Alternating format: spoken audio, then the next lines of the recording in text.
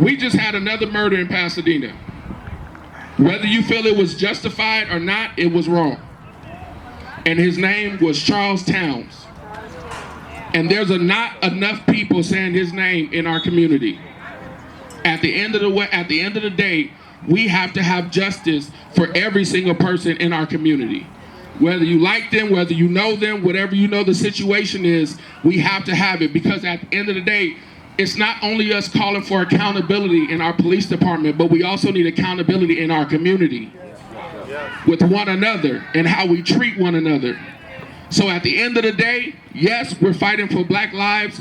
Yes, we're fighting for peace amongst our community. But at the end of the day, I want everyone here to remember this is also happening in your backyards.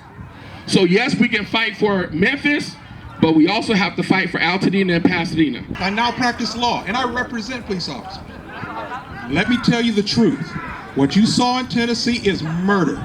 It's not second-degree murder, it's first-degree murder. I do that job, I did that job, and I love that job, and I'm gonna tell you right now, anything less than that is wrong. I'm the first person that hopefully some of you meet that would call balls and strikes. We can't stand by any sort of law enforcement that's like that. So for me as a Black man, and I think that's why Victor and Heavenly asked me to come, let me tell you what we need to do as a Black man. We need to take control of our own communities. Nobody can run it for us. We need to be out in front of everything. Nobody can do it. The biggest fault in our community is we as Black men have advocated our responsibility. Our strongest strength and our power going forward is picking up our responsibility. Matthew 5:9 says, "Blessed are the peacemakers, for they shall be called the children of God." We got to be peacemakers out here, but we also got to stand up for our community. We even got to check ourselves in the community if we're acting out. We got to check ourselves. Compassion for Black lives, that's what we're here for.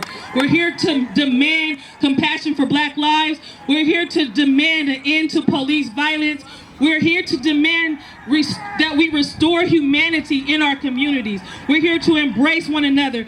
In 1972, Coretta Scott King said, "Women, if the soul of the nation is to be saved, then I believe that you must become its soul." So I'm going to speak to the women for just a moment. As mothers, aunts, sisters, grandmothers, aunties, etc., if you have children in your life, if you have young people in your life, we all have an obligation to protect our communities in that way. And we would ask that the men that are here stand in solidarity with us as we bring safety to our communities. And that safety is defined very broadly. We want to make sure that we live in communities where our children can play in parks like this, when they can walk to school, when they can ride their bikes, when they can go to the library and go to the store without having to worry about whether or not they make it home okay.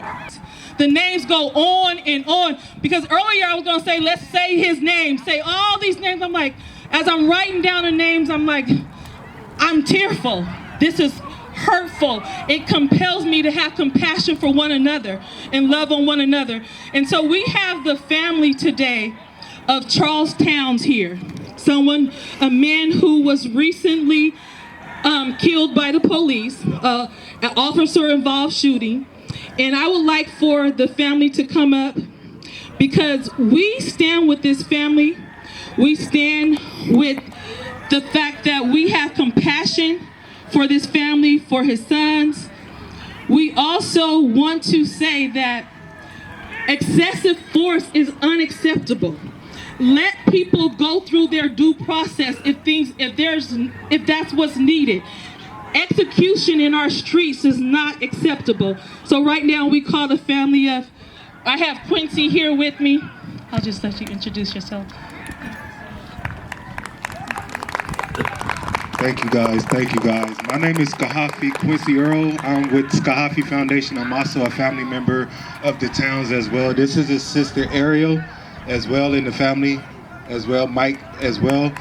We just thank you guys for coming out today and supporting and standing with the city of Altadena, Pasadena, as well as all of the community leaders as well up here to just make an example and just make sure that it's known that violence at the hands of Los Angeles County Sheriff will not be accepted. It does not matter any race, any color you are, you have a right to process.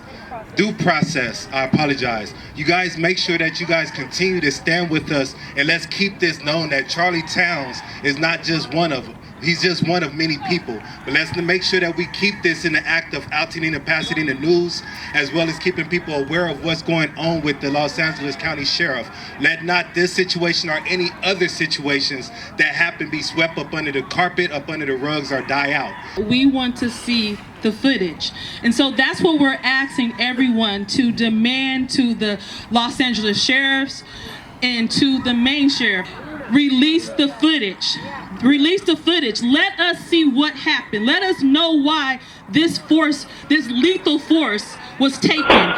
So that's one thing we're asking for everyone to contact the Altadena Sheriff Department, the Los Angeles Sheriff Department. Let the people see. We're asking for transparency.